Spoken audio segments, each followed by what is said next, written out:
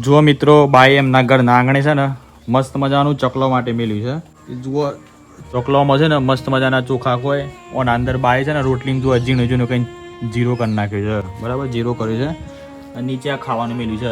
એટલે ચકલો બધો હોય આવે અને બાના ઘર આંગણે ખોય. બરાબર, બા તો ચકલોની ફૂલ સેવા કરો છો. ચકલોની ફૂલ સેવા કરો છો.